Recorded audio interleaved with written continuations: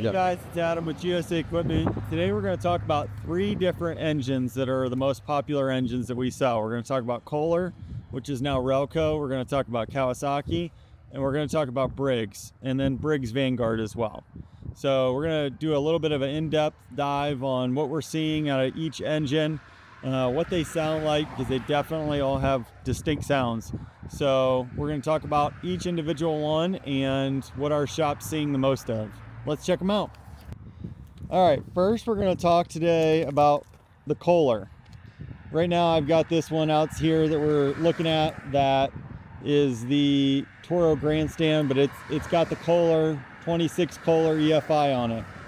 That engine's a great engine, but some of the main things that we see a lot on these, we see a lot of fuel pumps. I would say 50% of the used mowers that we get in with that Kohler engine have fuel pump issues, and there's not really any great aftermarket ones. So you gotta buy the $300 one from Kohler, and that is a very, very common problem.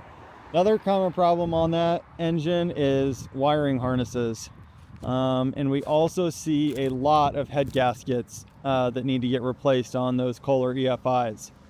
The other really weird thing that a lot of customers don't understand is that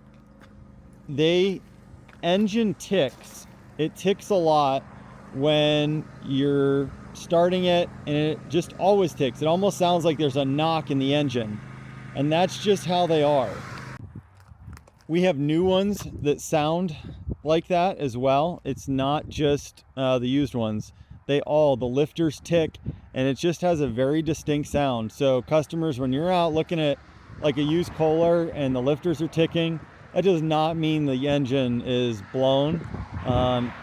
We sell hundreds of that engine, and that's just the way they sound. Next, we're gonna talk a little bit about the Kawasaki. This particular one has the EFI in it, but we're also gonna talk about some of the carbureted versions as well.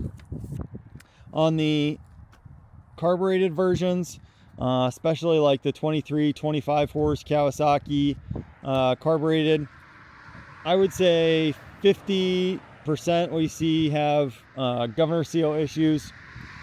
That's a pretty easy replacement. It doesn't cost a lot for the seal, but they all leak there. Another thing that we see on the EFI models is the temperature sensor. That seems to go out quite frequently on these. They got to be plugged in, and you got to figure out what code it's throwing, and then a lot of times it's the temperature sensor. Some of the older ones, the old carbureted Kawasaki's, they have a very distinct rattle on the top end because of the fan. The flywheel fan rattles, and it almost makes it sound like there's a engine knock in the top end. That is completely normal. For whatever reason, that flywheel fan just rattles. So that's something to keep an eye out for. Shouldn't be alarming.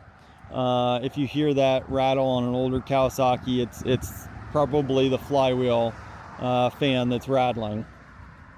Next, we're going to go to the Briggs Vanguard. This particular one is a fuel injected 37 horse. Some of the things that we're seeing on the Briggs engines, I would say we see the most starters needing replaced on Briggs engines. I don't know why, but we do a lot of starters on Briggs engines. Another thing that they had issues with for a while that I think is somewhat resolved in the new ones is the need for replacing heads. They overheat and get warped, and so you'll need to replace heads. That's a pretty common thing we see. Some of the cheaper Briggs engines, we do a lot of sump gaskets. So if you're looking at like a cheaper Briggs engine, not a Vanguard, maybe check for sump gaskets to see if they're leaking. On the Vanguard issue, we see a lot of wiring harnesses need to be replaced. They're all great engines. It's kind of like Ford, Chevy, Dodge. It's just your personal preference. We sell a lot of each. And I think they're all pretty reliable, but they all have their quirks. And so when you're looking at them, just kind of keep an eye out for the things that we talked about. If you have any comments or things you'd like to ask or you'd like to know, just shoot us a message below and we'll try and get you some answers. Thanks for watching.